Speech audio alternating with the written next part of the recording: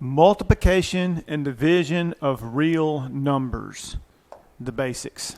So when you multiply or divide real numbers, each real number should be simplified to where there's only one sign associated with that real number. So what I mean is you don't want to have a negative of a -6 times something, or something divided by a negative of a -7 or whatever. So you just want either -7, +7, whatnot there for that. Multiplying and dividing real numbers, if the signs are the same, if both of them are positive or both of them are negative, the answer is positive always. You multiply two positives, you get a positive. You multiply two negatives, you also get a positive. If the signs are different, if one is positive and the other is negative, doesn't matter which one is which, the answer is always negative. Always. So a positive times a negative is negative, negative times positive is also negative. And the same is true for division. Negative divided by a negative is positive, and a positive divided by a negative is negative with division. All right? So this is expandable to include multiple real numbers. So every pair of negative numbers becomes positive when you multiply them or divide them. So a negative times a negative is positive, or a negative divided by a negative is positive.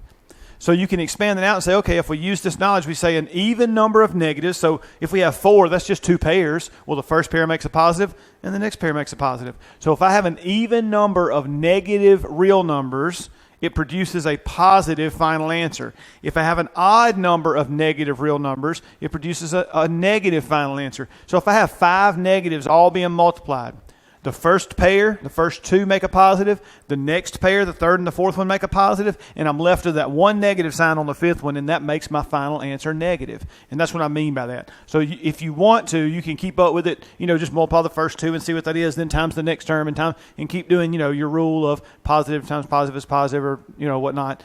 Or you can say, I got 5 numbers that are negative. My final answer is going to be negative because they're all being multiplied or divided. Now, if you're talking about adding and subtracting, those are different rules, remember. So let's look through here and work some examples. So we have 10 times -5. So I like to take care of my sign from the beginning, but if you want to, you can keep up with it along the way.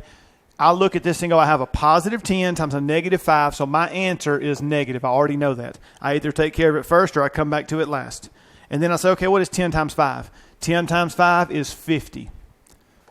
So I say 10 times 5 is 50, and then a positive times a negative is negative. Either order, just make sure you consider your sign. You can keep up with it along the way, and that one's not hard to do. I just like to keep those things separate. I look at the next one, a -7 times a -8. So I automatically think negative times negative is what? Positive. So my answer is positive. What is 7 times 8? It is 56. So it's, give me a little fit there. So 56. 56. So 7 times 8 is 56. Negative times negative is positive. And remember, if it's just that one number and it's positive, you don't write the plus in front of it. It's understood. That's the first one. If you have more than one term, then you have to put a plus or minus in front of that next term, right? What is 0 times -13? Well, what is 0 times anything? 0. It doesn't matter. If there could be a Mack truck right there. There could be a baseball hat right there. There could be Mickey Mouse right there. It doesn't matter. 0 times anything is 0. So 0 times -13 is 0. Doesn't matter what number or variable or whatever it is, it's 0. What about 1/7 a fraction? It's still a real number times -21, an integer, right? Well, we want to remind ourselves that -21 is over 1. We would never answer that. You would never give a final answer, at least in my class, of 21 over 1 or -21 over 1 or anything over 1. That would never be a final answer. Now, make sure you understand for your teacher, instructor, professor, whoever, if they require that or wish that. But not in my class. I always want it simplified, and that's not simplified. But when I multiply a fraction, a rational, times an integer, then I need to think about them both as fractions, and the way I do the integers to put it over 1, because remember, you multiply straight across the top, the numerator, and straight across the bottom, the denominator. And anything in the top, the numerator, can divide out with anything in the bottom, the denominator, as long as it's one term over one term. And here, you're multiplying the 1, and I'm just going to write it again, the 1 times the -21 up here over 7 times the 1 down here, right? So then the ones are not going to divide out with anything, but the 21 and 7, do they have anything in common? And the answer is yes. They have a 7 in common. There's 1 here, and there's 3 of them here. Don't forget you have that negative right there. So I have a 1 times a negative 3 is negative 3 over 1. But again, do I ever leave over 1? No. So we want to rewrite that as negative 3. Or in your mind, when you're writing it down the first time, you go negative 3 over 1. Oh, wait, don't write over 1. Or if you wrote it, you have a pencil. That's why I use a pencil in math, so you can erase it. So what about negative 3/7 times negative 5/8? So here we have a fraction times another fraction. I'm not going to worry about my negatives because what is negative times negative? Positive. And when I say I'm not going to worry about them, I mean I don't have to write it down because I do have to worry about it in the sense that what does it become? But it becomes a positive, so I don't need to write a negative. Okay, my negative times negative becomes a positive. So then when I do that, I'm going to have 3 times 5 over 7 times 8. So again, this is a step you don't necessarily have to show. I'm just showing it here to let you know what's going on. I showed it on the one before that I didn't have to show. But here, again, multiply straight across. Does anything divide out? Does the 3 divide out with the 7 or the 8? Nope, didn't have anything in common. What about the 5? Nope. So you cannot simplify that anymore. So 3 times 5 is what? 15 over 7 times 8 is 56. And then 4 times a negative 3.2. So this has a decimal. That's 3 2/10, right? And 2/10 is a fraction. So this is, decimals, fractions, mixed numbers, which are whole numbers and fractions beside each other, right? They're all the same in the same realm. So here, same thing though, it's still a real number. You say a positive times a negative, and my answer is what? Negative. And then you say 4 times 3.2. Well, 4 times 3 is 12, and 4 times 2 is 8, but it's a decimal, so it's really 0.8. So it must be what, 12.8? And if you need to, and this is never a bad idea with decimals, I know the answer is already negative, so I'm going to come over here and just do 3.2 times 4. When you write it this way, this is the only time that in my class I will let you write an X for times, because you're going way back to somewhere in elementary school, and maybe even before then if you got taught at home, how to multiply, right? So 3.2 times 4. You say 2 times 4 is 8. Nothing to bring over. 4 times 3 is 12, and you have one total decimal place, so you move this over 1, and there it is, 12.8. And I know my answer is negative. I didn't worry about the negative there. I already figured it out, right? Positive times negative is negative. So anytime you have decimals, it's never a bad idea to write it out by hand and do it the long way, the old school way. All right? And check it. Make sure. All right. What about negative 2 times negative 5 times negative 1 times 6? Really? So most of you will do this. You will say, well, if I multiply those together, negative times negative is positive 10. And then some of you will even say, I'll multiply those together, and that gives me negative 6. And then a positive times a negative is negative, and 10 times 6 is 60. And that's okay. I look at it and I go, what is my sign of my final answer? Well, I have 3 negatives. The first 2 negatives make a positive, and the third negative keeps it negative, right? It's an odd number of negatives. Negative final answer. So I say, okay, my answer is negative, and then I forget negatives. I say 2 times 5 is 10, 10 times 1 is 10, 10 times 6 is 60. So I just kind of keep a running total of my multiplication there. And that's how I would work it. That's how I'll think through it. I just showed you another way. There's even other ways to do it. So as long as you do it mathematically proper in my class, it's going to be fine. So whether you keep up with the negatives along the way or whatnot, I typically don't do that, but you can if you want. Look at the one out here beside it. Let me erase my mark I made. All right, negative 11 times negative 19 times negative 22 times 0 times negative 2. Now, if you want to, you go right ahead. You go ahead, knock yourself out. Negative 11 times negative 19. You go right on ahead and work that times 22. Yep, make it negative. Yep. Now, I look up here and I say, wait a minute. I'm multiplying a whole bunch of stuff together, and there's a 0. So what's my answer? 0. Doesn't matter what any of the other stuff is. 0 times anything is 0. What about 30 divided by negative 5? That's all a fraction is. This just means 30 divided by negative 5. And there, you can't get one sign right there. That's not what I mean. I mean, when I talk about one sign, plus a negative, or minus a positive, or minus a negative. You want it, but here, dividing by, and that negative 5 has to be in parentheses there when you write it this way, because you're dividing by the whole thing. You don't want to get confused with what does a divided by a negative sign mean. Just divided by negative 5. That's the same thing. So 30 divided by negative 5. What's a positive? What is a positive divided by a negative? The answer is negative, right? So my answer is negative. I've already taken care of that. It's negative. And then how many times does 5 go into 30? That's right, 6 times. So negative 6 is your final answer there. And then what about negative 88 divided by negative 8? Well, what's a negative divided by a negative? It's positive.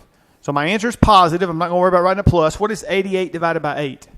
Well, 8 goes into 88 exactly 11 times. Now, it doesn't have to be perfect. It can have something left over or whatever. You can just simplify and just stay a improper fraction, whatever. Here it works out to be exactly 11.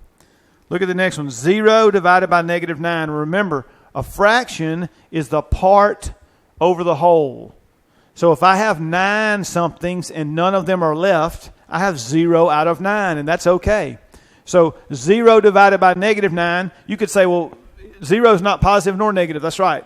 When you have 0 involved, it's not going to be plus or minus here. 0 over negative 9 is going to be what? That's 0. 0 over any other number. And what I mean is any number other than 0. So 0 over something that's not 0 is always 0. And you say, well, Mr. Guest, what about 0 over 0? You won't encounter that in algebra. That's not something that you will encounter in algebra, or not in this class for sure anyway.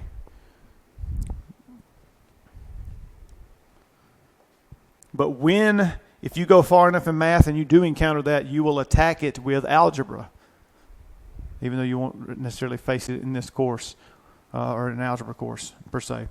Negative 9 divided by 0. Now, if I start with nothing, how do I have 9 parts of it, whether it's positive or negative?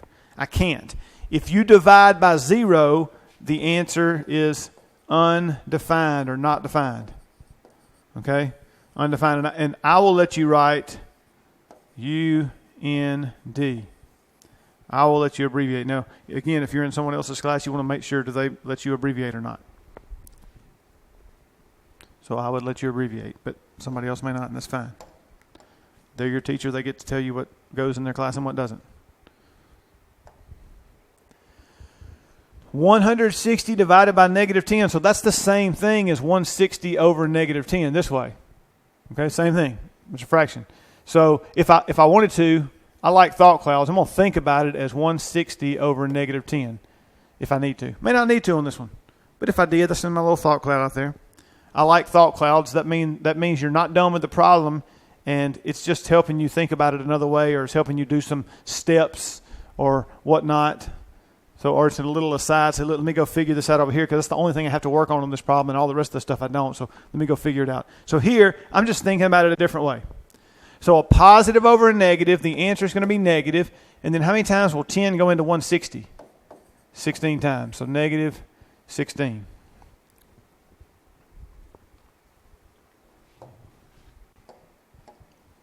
And then 0 divided by negative 20. So 0 divided by negative 20. If I think about it, right, if I put it in my little thought cloud here, that's going to be 0 over something. What is 0 over some other number? We said it was 0, right? Okay, let's keep going. Negative 20 divided by 0. So if you'll notice, this negative 20 is not in parentheses. So when I think about it, 20 is divided by 0 based on my order of operations, and then the negative is just applied to it. So it's out front. Let me try to fix that. I don't like that 0. It looks pretty bad. Like real bad. So 20 over 0. And if you put negative 20 in the top in the numerator, it's not the end of the world, okay? It's the same answer. So what is anything divided by 0? It is undefined. And again, you may need to write that all the way out for your teacher, instructor, professor. Just make sure you know what they want there. What about negative 18.9 divided by 3? Well, again, negative divided by positive is a negative answer, so this is negative. And then how many times will 3 go into 18? 6, and I'm just thinking about this. 6 times 3 is 18. How many times will 3 go into 0.9 or 3 into 9? 3. So it's going to be 6.9 6.3. 6.3. But you say, well, Mr. Guest, I don't know if I can do that with a decimal in my head. I get, because sometimes we see decimals and we just freak out. We got to stay calm. Here's something I've learned in my 22 years of teaching math. When you freak out, typically nothing good happens. And that doesn't just go for math. That's pretty much anything. So stay calm, take a deep breath, and we're going to go old school on this like we did earlier with the multiplication. I'm going to put the 18.9 in here, put the 3 out front, and I'm going to keep my decimal there, right? Decimal stay lined up in division. In multiplication, you add them up and use that many decimals. In division, you keep it lined up. I don't worry about my negative sign because I already said a negative divided by a positive is negative. I already know my answer is negative. I'm just trying to figure out negative what. Well, 3 won't go into 1, but 3 goes into 18 6 times, so 18, right? Then change that sign. It's going to give you 0 because it cancels. Bring it down to 9. 3 goes into 9 3 times. 3 times 3 is 9. That also, look, and there's your remainder right there, which here with the decimal, we might try to keep going and see if it terminates. If it repeats or something, we would do that. But here it was perfect, exactly 6.3. And then again, we said it was negative 6.3. All right, what is this next one? Negative 1/3 divided by negative 7/8. All right. So if you need some more help with this, I do have some fraction videos. I have some that talk about adding, subtracting, getting a common denominator. I have some about multiplying and dividing. How do you do that? So here, how do you divide two negatives? Well, in negative divided by negative, the final answer is going to be positive. All right? And then you keep, change, flip. Okay, so I'm going to keep the negative 1/3. I'm going to change this to multiply. I'm going to flip it to negative. That part doesn't change. Negative, and then 8/7 is flipped. And then I ask myself, okay, how do I multiply this again? I multiply straight across. So I'm going to show this step even though I don't have to. It's going to be 1 times 8 over 3 times 7. You say, well, Mr. Guest, where'd your negative signs go? We already talked about that on the first one. I just wrote them down again. What's a negative divided by a negative? A positive. What's a negative times a negative? It's a positive. So if I already know my final answer is positive, let me just disregard my negative signs and that's more to keep up with along the way. But you can. I just already know I have a negative times a negative, or a negative divided by a negative is going to be positive. So 1, does anything divide out with the 1 or the 8? The answer is no. So 1 times 8 is 8 over 3 times 7 is 21. So that final answer there is 8/21. So the next one, same thing. It's fraction divided by another fraction. So we're going to keep, change, flip. So we have 1/8. We're going to change this to times, and we're going to flip this. Negative 8/1. What's a positive times a negative? It's negative. So I'm just going to make my whole fraction negative. So out front, so 1 times 8 up here, and then 8 times 1 down here.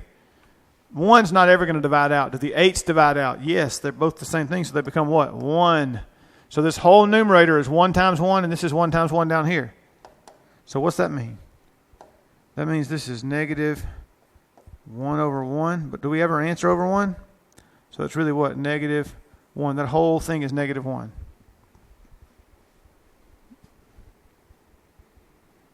So when you divide a fraction, or when you divide by a fraction, so it can be a whole number divided by a fraction divided by a fraction, a decimal divided by a fraction.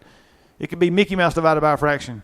You keep the thing that's first where it is, just like it is. You flip it, take the reciprocal, and then you multiply. You change it to multiply, and then you flip it. Sorry, should have said change it to multiply first. So keep it, change to multiply, and then flip it.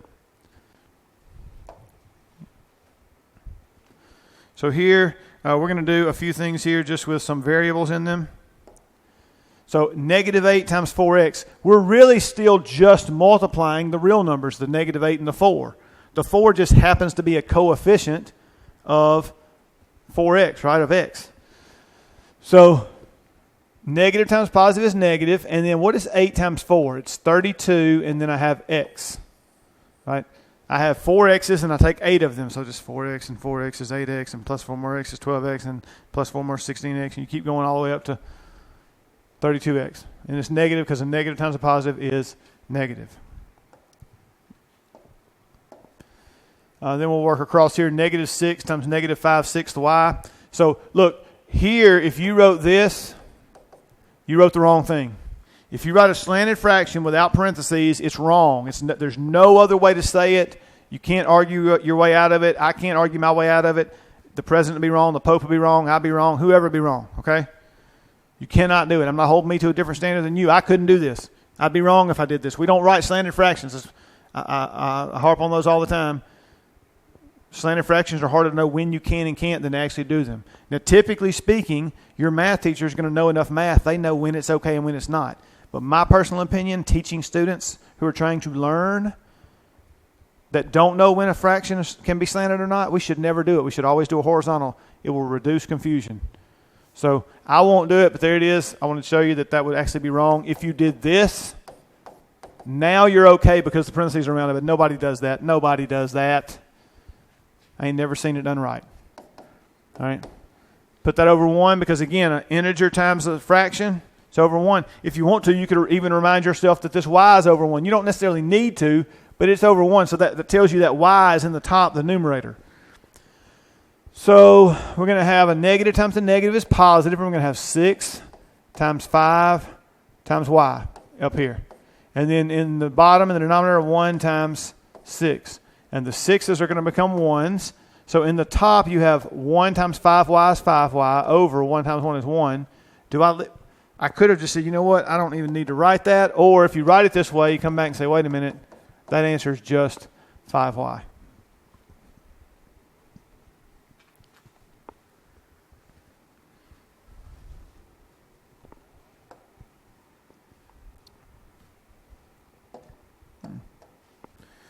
So negative 5 times 2x minus 7.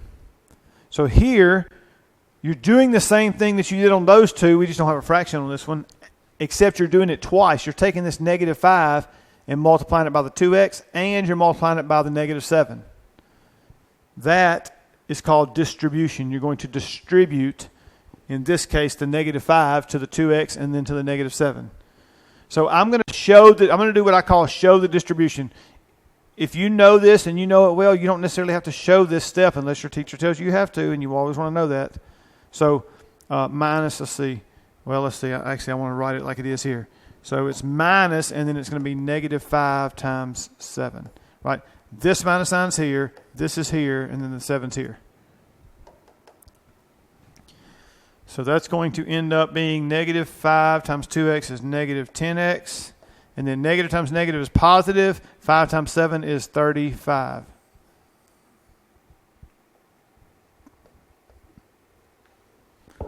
So that negative 10x, right? Negative 5 times positive 2 is negative 10. You add the x on it. And then negative 5 times negative 7 is positive 35. Because the negative times the negative is positive. And then here, negative 3 times negative 4x plus 9 is the same thing as the other one, just different numbers here. We're going to take this negative 3 and distribute it to both these terms. So again, I'm going to show this step just, again, to do that. Negative 3 times, negative 4x plus a negative 3 times 9. And some of you go, well, Mr. Gus, I know a plus and negative is going to be minus. That's fine. I want to get in the habit of writing that whatever sign is here and then bringing that whole thing over here. And then if you see that something happens, right, a negative times negative is positive or whatnot, you can change it if you have time and want to do that, right? So here, negative 3, negative 4x is going to be what? Negative times negative is positive. 3 times 4 is 12, and then x. And then negative 3 times positive 9. Well, the negative times the positive is negative, and 3 times 9 is 27. So 12x minus 27. So I hope this helped with multiplying and dividing real numbers.